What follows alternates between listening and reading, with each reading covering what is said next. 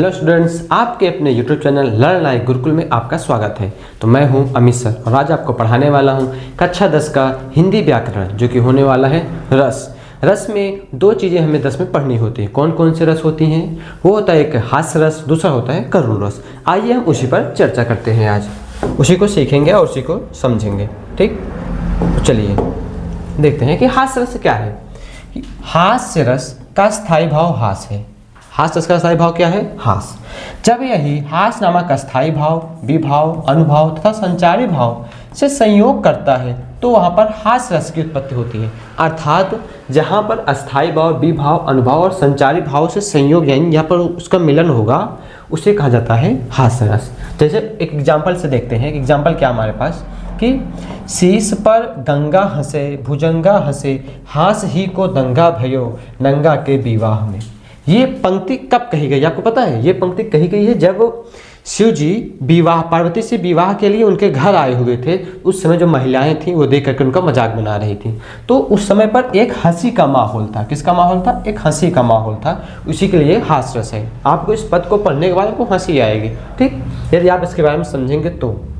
दूसरा है हाथी जैसी दे, गैंडे जैसी चाल, तरबूज जैसी खोपड़ी, खरबूज जैसे गाल। ये भी उन्हीं के लिए कहा गया है।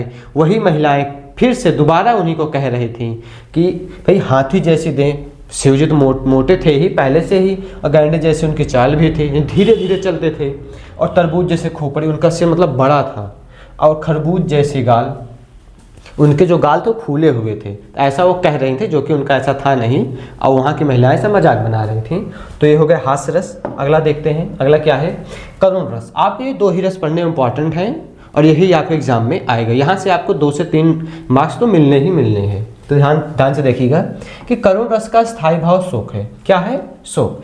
जब यही शोक नामक अस्थायी भाव, विभाव, अनुभाव तथा संचारी भाव से संयोग करता है तो वहाँ पर करुण रस की उत्पत्ति होती है। ठीक, सेम उसी तरह से आपको जब भी किसी रस की परिभाषा लिखनी हो तो बस यहाँ पर उस रस का नाम लिखो, यहाँ पर उसका स्थायी भाव लिखो, फिर यहाँ पर उस रस का स्थायी भाव लिखो, बस किसके साथ संयोग करता है। बाकी सारी चीज़ें सेम रहती हैं, बस वहाँ पर कौन सा रस बनता है उस रस का नाम लिख दो, हो गया।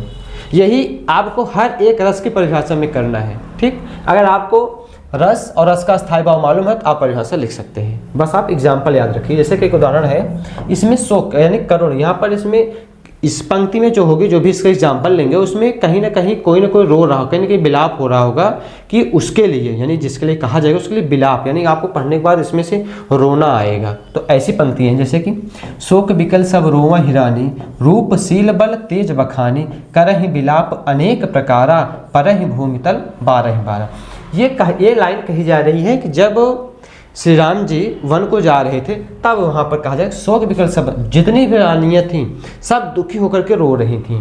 रूपशील बल तेज बखानी, सब उनके रूपशील गुण अर्थात उनके चरित्र सब लोग सराहना कर रहे थे, उनकी बखान कर रहे थे। वहीं करहि विलाप अनेक प्रकार, वो अनेक प्रकार से रो रही थी। कोई रो रहा है, कोई चिल्ला रहा है, कोई धीरे रो रहा है, कोई आंसू बहा रहा है, इस तरह से पर भूमि तल 12, जिससे उनके आंसू जो हैं भूमि पर गिर रहे थे। तो ऐसा श्री रामचंद्र जी के लिए कहा गया था। एक दूसरा एग्जाम्पल है, आपने इसे कई बार सुना होगा, मोबाइल में सुना होगा, और अक्सर ये बच्चे स्कूलों में गाना गाते हैं। क्या है? ए मेरे वतन के लोगों जरा आँख में भर लो पानी, जो शहीद हुए हैं उनकी जरा याद करो कुर्बानी, जब घायल हुआ हिमालय खतरे में पड़ी आज़ादी, जब तक थी सांसें लड़े वो फिर भी अपनी लाश बिछा दी। तो ये जो है, ये 2 एग्जाम्पल हैं। आपको आप ये दोनों एग्जाम्पल को अगर एग्जाम में यदि आता है लिखने के, अगर लिख देते हैं तो आपको पक्का 2 नंबर तो मिलने ही मिलने हैं। 2 रस में से 1 रस पूछा जाता है। अभी 2026 के जो एग्ज़ाम से बनेंगे, जो पेपर आएंगे 2026-27 का, उसमें लगभग सारे क्वेश्चन से बहुविकल्पी में हो जाएंगे। तो आपको ऐसे ये दोहा दे देगा कि बताइए ये जो है इसमें कौन सा रस है। तो आपको ये समझना, अगर इसमें रोना आ रहा है तो अर्थात करुण रस है। ठीक, तो यहीं पर होती है हमारी वीडियो समाप्त।